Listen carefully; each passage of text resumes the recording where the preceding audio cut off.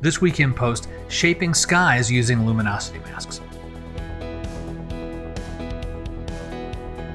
Hey gang, Scott Davenport here and welcome to In Post. Thanks for joining me. Luminosity masks. Again, Scott, you just talked about this not too long ago. Well, I was using them quite a bit on the photo I'm going to share today, which is one of the outtakes really from the In the Field episode I shared earlier this week.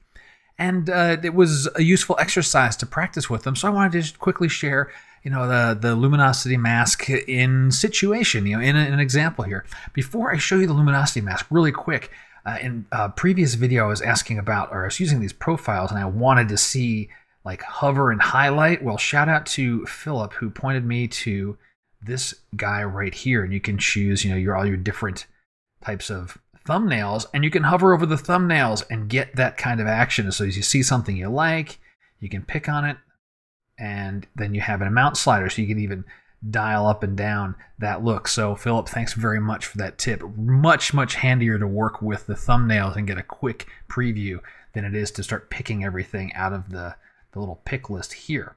But let's move to the photo I want to share with you, which is this one right here. You can see I did choose that black and white number 3 preset and did some work on it. I want to point out the sky. So you can see I've done a significant amount of work on the sky to make this cloud here and here darker, brighten up this area, and also this like kind of mid-ground or horizon level cloud, just to give the scene some more mood. And this was all done with luminosity masks. I did them with the radial filters. I'll highlight on that here. I'm just going to turn it off and turn it on so you can see the difference. You also see a difference in this foreground rock here. So before and after. Now take a look at that sky again. Before and after.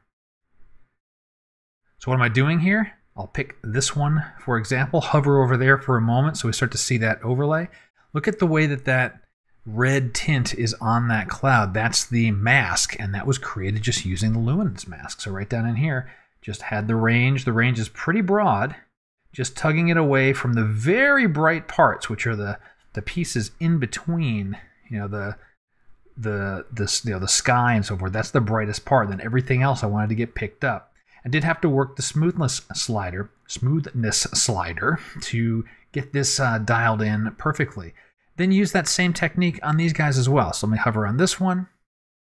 See the same idea. This was pretty darn close to the same settings here. I did adjust exposure slightly differently. And then this one here, you'll notice is quite different as far as the range is concerned. This is really kind of almost upper mid-tones. And how did I work through this? Well, the same thing I showed in the previous video I did on luminosity masks, where I just worked visually. And so if you've got luminosity masks, again, you have these in Lightroom, you have these in On1, you have these in Luminar. Luminar, this technique isn't going to work. You're going to have to do painting the mask because you can't adjust the ranges. So, but if you're using Lightroom, using On1, you can use this technique to kind of quickly dodge and burn certain areas. I've got one other luminance mask that I used for the bright part of the sky, and I did that with a graduated filter just because it covered more ground more quickly. I wanted to get this area brighter, and so you can see I've increased exposure, increased highlights, and again, using a range which very narrow, just the very upper end of the highlights, and dialed in that smoothness just to get the areas that I wanted to get affected. In practice, I'd really like to get a little more in this area here.